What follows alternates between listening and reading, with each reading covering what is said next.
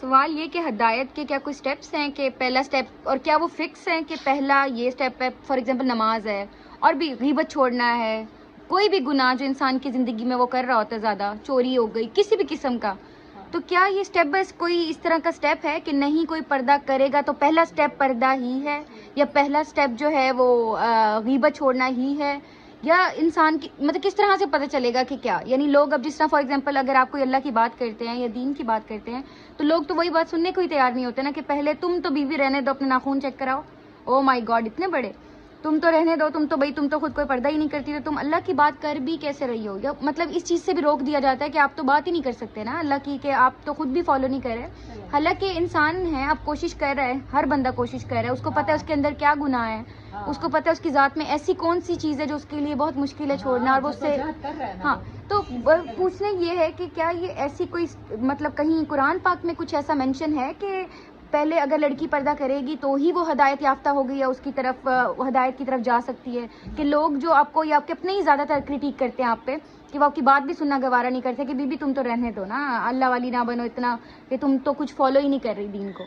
تو کیا قرآن پاک میں اس طرح کا کچھ اسٹیپ ہے کہ پہلا پردہ، سیکنڈ جو ہے غیبت چھوڑنا، تھرڈ کوئی اسٹیپ بائی اسٹیپ اس طرح سے؟ آپ کا سوال ماشاءاللہ بہت خوبصورت ہے، تو بالکل بھی نہیں ہے۔ رسول اللہ صلی اللہ علیہ وسلم کے پاس ایک صحابی آتے ہیں، میں ایک حدیث سنانا چاہوں گی، میرا خیال ہے اس میں آپ کو آنسر مل جائے گا۔ آتے ہیں اور وہ کہتے ہیں کہ یا رسول اللہ میں سارے گناہ کرتا ہوں، میں تو زنا بھی نہیں چھوڑ سکتا، میں تو جاتا ہوں، مطلب مجھے تو روز ہی عادت ہے زنا کی، میں روز ہی ڈرنک کرتا ہوں،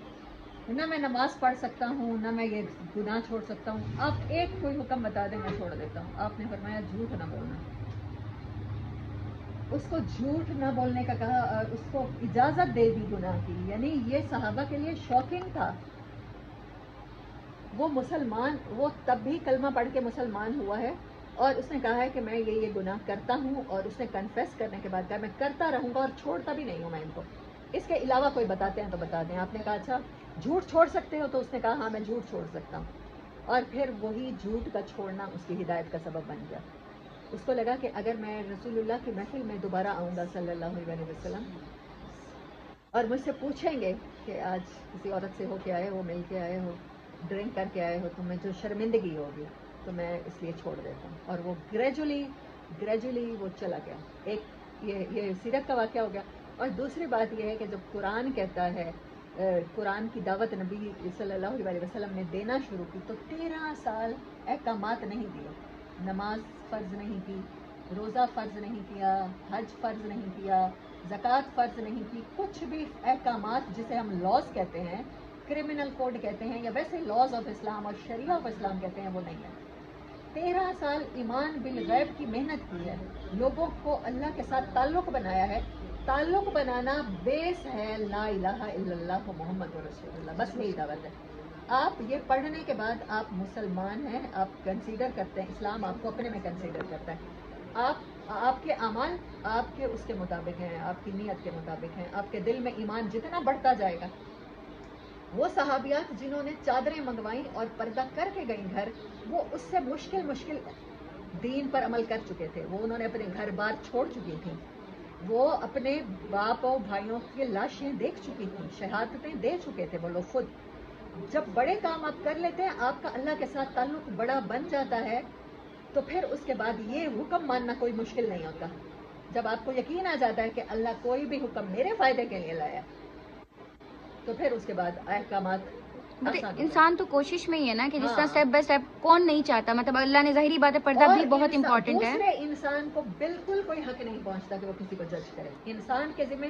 زیادہ سے زیادہ رسولوں والا کام کیا ہے؟ بلاغ المبین، بات کو پہنچا دینا، میسج اچھے طریقے سے کنوے کر دینا۔ تو کیا ایسے لوگ اللہ کے راستے سے روکنے والے نہ ہوئے؟ فار ایگزامپل اگر میں ہوں، اپنے آپ کو لیتی ہوں، میں چاہتی ہوں اللہ کرے کہ میں کسی دن اس احکامات کو بھی فالو کروں جو بھی اللہ کے ہیں، اور میں آہستہ آہستہ کوشش کر رہی ہوں اس پہ، ایسا نہیں کہ میں فوراً سے آج جاؤں گھر جا کے تو میں برقع چڑھا لوں یا اس طرح، ہو سکتا ہے مجھ پہ ایسی کیفیت بھی آ جائے، یہ تو ڈیپینڈ کرتا ہے نا، میں کوشش میں ہوں۔ تو یہ کہ ابھی سے جو لوگ اس طرح کے ہیں جو اتنی کرٹیک کرتے ہیں اس چیزوں پر کہ مجھے شرمندگی ہوتی ہے، اور میں بیچ میں سوچتی ہوں کہ شاید مجھے اللہ کی بات ہی نہیں کرنی چاہیے، یا میں کوئی بہت ہی گناہ گار یا غلط ہوں کہ میں بات ہی کروں، تو کیا ایسے لوگ نہیں ہیں جن کے بارے میں اللہ نے کہا ہے کہ یہ ہیں اللہ کی راہ سے روکنے والے؟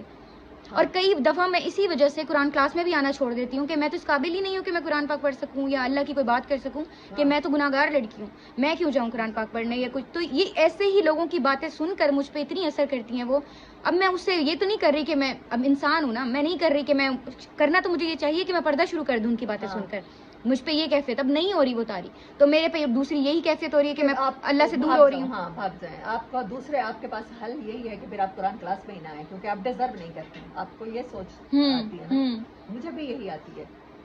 تو اسی طرح سے میں کہتی ہوں کہ جب قرآن کہہ دیتا ہے کہ آپ کسی پر دروغہ, رسول نہیں لگا کے بھیجا گیا, اور رسول اللہ بھی کہہ دیتے ہیں کہ اپنے گناہ کے مجھے گواہ مت بناؤ, مجھے شریکی نہ کرو. جو لا امپوز کرنے کا حق رکھتا ہے رسول, وہ کہہ رہا ہے کہ مجھے مت بتاؤ کہ تم گناہ کون کون سے کر کے آتے ہو. وہ اللہ کا اور بندے کا معاملہ ہے. اعمال اس چیز کا ثبوت نہیں ہوتے کہ آپ کے اندر ایمان کتنا اترا ہے, وہ اللہ جانتا ہے. تو اس کو پلیز انسانوں کو یہ معاملہ اللہ پر ہی رہنے دیں. اس کے جج خود مت بنیں کہ کون ہدایت پر ہے اور کون ہدایت پہ نہیں ہے. Thank you.